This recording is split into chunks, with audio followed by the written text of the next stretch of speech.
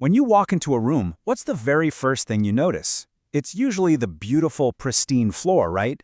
But I want you to think about something real quick. What is the real cost of a brand new floor? The truth is, floors are a lot like an iceberg. What you're actually seeing on the surface, that's just a tiny fraction of the whole story. So welcome to this explainer, where we're going to unpack the hidden foundation of flawless floors. We totally obsess over the color, the texture, the finish of a room, but that beautiful surface you're walking on, it's really only about 10% of the equation. The real durability, the actual longevity of your investment, literally lies completely hidden right beneath your feet. Today, we're taking a structured bottom-up journey. We'll start with padding and why density beats thickness. Then, buyer realities. Next up, the subfloor prep trap. After that, upgrading from carpet to vinyl. And we'll wrap up with the massive SPC versus laminate debate for that final surface layer. Let's dive right in. Section 1. Padding. Density over thickness. Okay, so we're starting at the very bottom layer. To really understand what makes a carpet last, we're not just guessing here. We're looking at hard international B2B export data from Alibaba to see exactly what global buyers and manufacturers prioritize. And here's a massive number to kick things off. 85%. That's the residential market share for Rebond foam padding. It's the undisputed king of the market right now, mostly because it perfectly balances cost-effectiveness with performance. But here's the catch. Just having Rebond foam isn't enough. The absolutely crucial point is choosing the exact right specifications for that foam.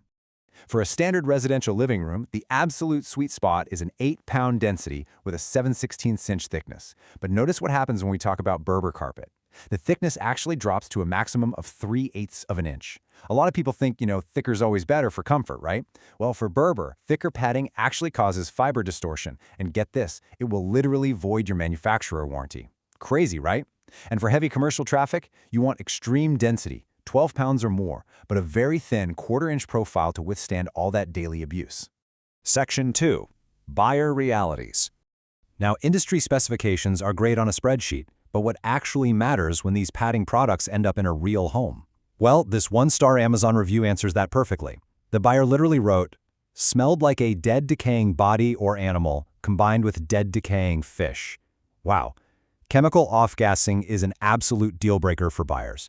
You can have the perfect 8-pound density padding, but if it smells terrible because of high VOC emissions, the entire experience is ruined, and that product is getting ripped right back up. So, pulling from thousands of reviews, the actionable insights are crystal clear. Savvy buyers know for a fact that density matters far more than maximum thickness. Chemical odors completely ruin the experience, so a low VOC certification is an absolute must. When it comes to rug pads, a dual-surface design, meaning felt on top to protect the carpet and rubber on the bottom to grip the floor, that wins every single time. And finally, how it arrives actually matters. Rolled shipping prevents those permanent creases that happen when manufacturers fold the padding just to save on shipping costs. Section 3. The subfloor prep trap. Moving up to the next layer, the actual subfloor of the house. This is exactly where so many homeowners get hit with massive, surprise costs during a renovation. The sheer amount of work required before the new surface floor even goes down is extensive. The critical prep process involves moisture testing, applying vapor barriers, leveling out low spots, and smoothing seams. If you live in a humid place like Florida with concrete slab foundations, moisture barriers and leveling are absolutely non-negotiable. If you skip this step, your adhesives fail, the planks warp, and yep, your product warranties are completely voided. And you guessed it, this hidden prep work is definitely not free. According to a flooring industry pro on Reddit, if you see a quote for 75 cents to $1 per square foot just for floor prep, that means the leveling required is considered extensive. And honestly, if the prep quote is over $1 per square foot, they highly recommend getting a second opinion right away.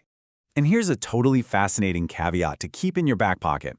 If you're planning to install SPC, which stands for Stone Plastic Composite Vinyl, you actually need to add an extra 25 cents per square foot for floor prep right off the bat. Why? Well, because SPC is much thinner and way more rigid than other materials. It requires a nearly perfectly flat subfloor to prevent vertical movement and that annoying popping sound when you walk on it. Section 4. Upgrading carpet to vinyl.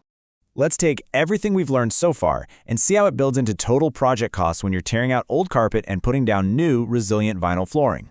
When upgrading to resilient vinyl in a climate like Florida, total replacement costs basically fall into 3 tiers. On the low end, you're looking at $3 to $6 per square foot. The mid-range is $6 to $10, and premium installations run $10 to over $14 per square foot. Remember, these total numbers are fully loaded. They include the materials, the labor, and that crucial subfloor prep we were just talking about. Breaking down that mid-range tier, the actual flooring materials are about $250 to $450. Prep and transitions are around 50 cents to $1.50. But notice the labor costs here, $3 to $5 per square foot. So the absolute crucial takeaway is that professional installation labor often costs just as much, if not more, than the physical flooring material itself. Section 5. The SBC versus laminate debate. We have finally arrived at the surface layer. Let's look at a massive debate currently raging on Reddit flooring communities between two wildly popular options for busy households. It's SPC, stone plastic composite, versus laminate flooring. Both are highly sought after, but for very, very different reasons. I'm going to play impartial referee right here and lay out the pros and cons based directly on feedback from the homeowners and installers who deal with these materials every single day. These two materials honestly contrast each other perfectly. When it comes to water resistance, SPC is highly waterproof. It's got a rigid core that can survive serious flooding or plumbing leaks. Laminate, however, is generally just topical spill resistant. But flip over to scratch resistance and laminate wins easily. It is incredibly scratch resistant, making it fantastic if you have big dogs or active toddlers running around. Whereas SPC is actually prone to denting and scratching under heavy furniture or dropped items. Finally, the subfloor requirement. Like we learned earlier, SPC must have a perfectly flat subfloor, while laminate is a bit more forgiving. You basically just have to decide what your specific home environment needs most. And it all ties back together perfectly. One flooring industry pro on Reddit noted, laminate is making a comeback because of SPC issues. Most of the issues are due to lack of prep and uneven subfloors. It's so true. The most expensive surface material in the entire world will inevitably fail if the hidden subfloor prep underneath is ignored. Which leads us to a final thought. We've journeyed from the padding specifications down to the hidden subfloor, up through the total installation costs, and finally to the surface material debate. So I just have to ask you, if you pulled up your floors right now, what would you find underneath? Thank you so much for joining me on this explainer. Keep learning, keep asking questions, and I'll catch you next time.